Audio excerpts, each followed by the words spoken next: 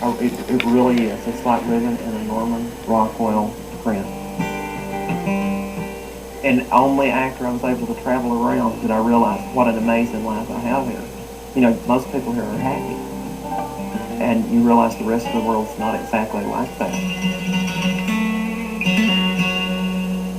These are the remains of a woman whose identity we're trying to fully resolve. She was murdered in the late 70s.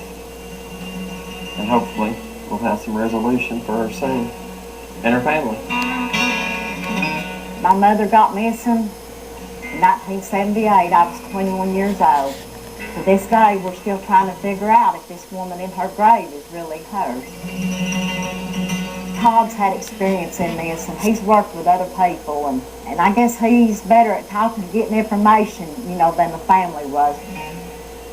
When you see for yourself and you see what they tell you and everything that you've got, you can tell somebody's covering up something. I know we got inconclusive results on the bone. My brothers, they found a place up there looked like it had been dug into, and where they found these remains at is nowhere close to where that's at. My first real involvement in missing an unidentified person, I heard of the tent girl case from some close family friends, and it was a girl that was wrapped in a canvas tent tube. And she just became really important to me until I had to know who that girl was.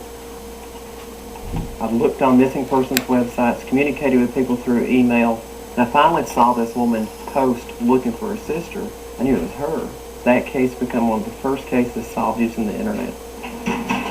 You don't have that kind of obsession in a case, and it just completely fade away after that. This is a police report from Spokane County, Washington. The internet has changed the information flows, obviously. It took 10 years for the first case. I've seen a few dozen cases resolved in 7 years. I look at the group discussion boards. I might be looking for something specific or in general. When I look for a case, I look for a case that's been underrepresented. I'm not looking for the John Benet Ramsey or the cases that have been overexposed in the media to where nobody wants to hear them anymore. You're looking for cases. Now, how can I take their conversations, their own voice, their own desperation? To have your heart broken is powerful.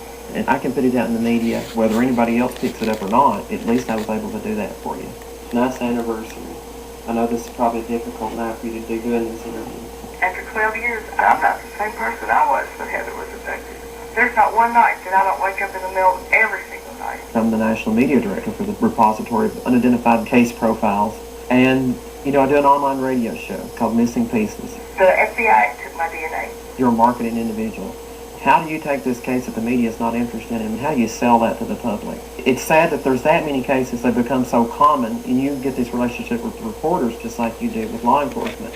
From what I heard, he's butting heads with all the right people. Now, I do get privileged information often. It took a long time to get from that person we don't want anything to do with to the person who wants to consult on this project. All right, we'll see you. Thanks. I've been waiting for this sketch of a victim. I have forensic artists willing to donate their time. Sometimes it's really important. You actually have to come to the scene, right where a body was found. There's no way that you will ever know what it smelled like, what it felt like, what the temperature was that day. There's no physical evidence left usually, but there's that feeling.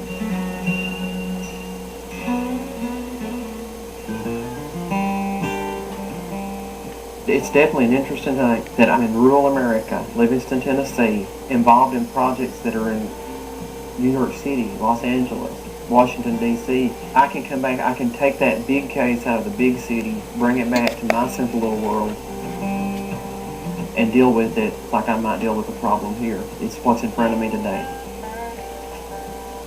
These are two of the reasons why I do the work that I do.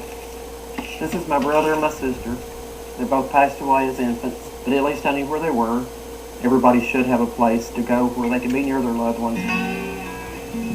Can you imagine the pain of having one of your children gone or your spouse? I can't imagine it. I'd rather the world as I know it end completely than have to live like it.